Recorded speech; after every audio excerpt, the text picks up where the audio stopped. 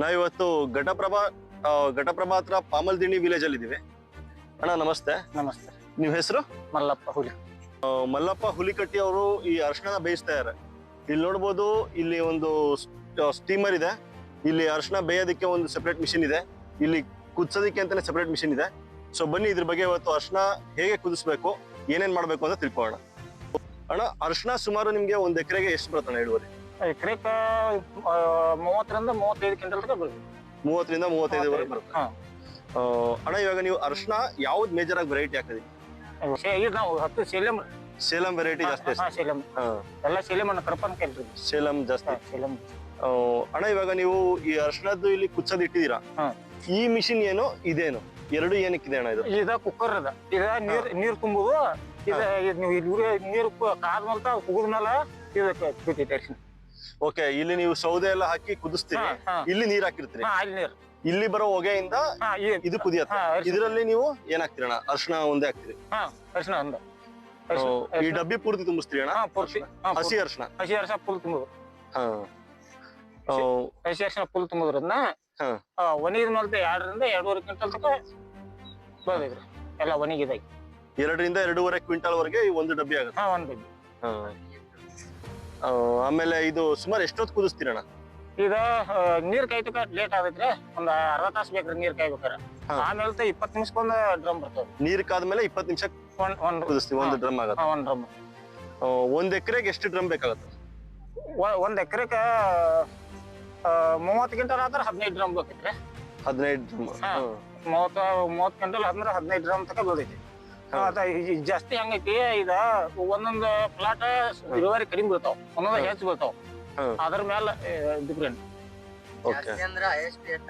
Highest full ಬೆಳಿತಾರ ಗುಂಟೆ ಕೊಲ್ಕಿನ ಎಕರೆಕ್ 40 ಕ್ವಿಂಟಲ್ ಬರ್ತದೆ.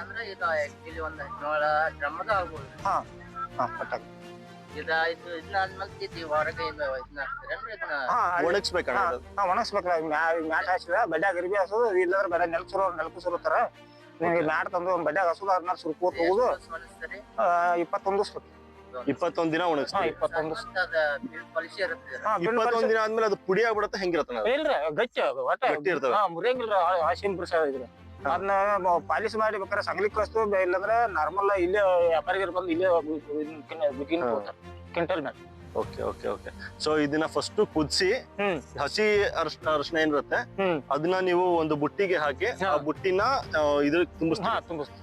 ಆಮೇಲೆ ಇದ್ರಲ್ಲಿ ನೀರ್ ಹಾಕಿ ಇದ್ರ ಕುದಿಸಿ, ಅದ್ರಲ್ಲಿ ಬರೋ ಸ್ಟೀಮ್ ಇಂದ ಇದು ಬೇಯತ್ತೆ. ಆಮೇಲೆ ಕುದ್ದ ಮೇಲೆ ನಿಮ್ಗೆ 20 ನಿಮಿಷ ಬೇಕು ಹೆಚ್ಚು ಕಡಿಮೆ. 20 ನಿಮಿಷ. ಅದಾದ್ಮೇಲೆ ನೀವು ಎಷ್ಟು ದಿನ ಒಣಗಿಸ್ತೀರ? 20 ದಿನ ಒಣಗಿಸ್ತೀವಿ. 20 ದಿನ ಉರಿ ಬಿಸಿಲಲ್ಲಿ ಒಣಗಿಸ್ಬೇಕು. ಅದು ಟಾರ್ಪಲ್ ಮೇಲೆ ಹಾಕ್ತೀರಾ ಅಥವಾ ನೆಲದ ಮೇಲೆ ಹಾಕ್ತೀರಾ? ಮ್ಯಾಟ್ ಮೇಲೆ ಹಾಕ್ತಾರ, ನೆಲದ ಮೇಲೆ ಹಾಕಕ್ ನಡೀದ್ರಿ. ಅಂದ್ರೆ ಅರಸ ಕಾಳು ಹಾಕೋಯ್ತ ಆ ಮ್ಯಾಟ್ ಹಾಕ್ತಂದ್ರ ಬಡ್ಯಾಗ ಬಡ ಬಡ ಗೋಳಿ ಮಾಡಿ ತುಂಬ. ಸರಿ. ಇದಾದ್ಮೇಲೆ ನೀವು ಮಾರ್ಕೆಟಿಗೆ ಕಳಿಸ್ಬೇಕು. ಮಾರ್ಕೆಟ್. ಓಕೆ, ಇದು ನಿಮ್ಗೆ ಸೌದೆ ಒಲೆ. ಇದು ಮೇಲ್ ನೀರ್ ತುಂಬಿಸಿರ್ತೀರಿ, ಆಮೇಲೆ ಇಲ್ಲಿ ಕೆಳಗಡೆ ನೀವು ಸೌದೆ ಹಾಕಿ ಉರಿಸ್ತೀರಿ. ಅಣ್ಣ, ಇಲ್ಲಿ ಬಾಯ್ಲರ್ ಇಂದ ನೀರ್ ಸೋರ್ತಿದೆ. ಏನಿದು ನೀರಿದು? ನೀರ್ ಸೋರ್ತಿದೆ.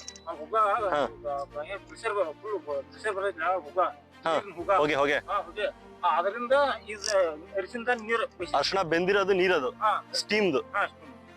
Okay okay okay. ಇದು ಜಾಸ್ತಿ ಬಂದ್ ಒಳ್ಳೇದ ಕಡಿಮೆ ಬಂದ್ ಒಳ್ಳೇದ? ಕಡಿಮೆ ಬಂದ್ರೆ ಒಳ್ಳೇದ್ರಿ. ಕಡಿಮೆ ಬಂದ್ರೆ ಇಳುವರಿ ಜಾಸ್ತಿ ಬರ್ತೈತಿ. ಓಕೆ, ಎಷ್ಟು ಬಲ್ತಿರತ್ತೆ ಅರ್ಶನ ಅಷ್ಟು ಕಡಿಮೆ ಬರುತ್ತೆ. ಹಸಿದಿದ್ದಷ್ಟು ಎಳೆ ಇದ್ದಷ್ಟು ಜಾಸ್ತಿ ಬರುತ್ತೆ. ಅದೆಲ್ಲ ಅರಿಶಿನ ಕುದ್ದ ಮೇಲತ್ತ ಹಿಂಗ ಹುಗಿ ಬಂದ್ಬಿಡುತ್ತೆ.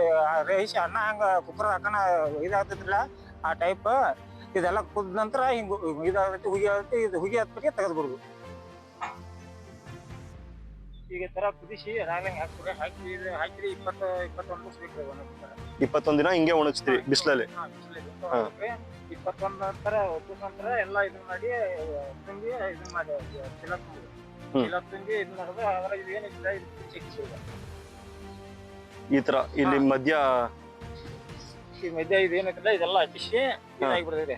ಪಾಲಿಶ್ ಹಾಕ್ರಿ ಮ್ಯಾಲ ಏನ್ ಸಬರ್ ಐತ್ರಲ್ಲ ಇದಷ್ಟು ಹೋಗುತ್ತೆ. ಇದಕ್ಕೆ ಫುಲ್ ಕಲರ್ ಬರ್ತದೆ.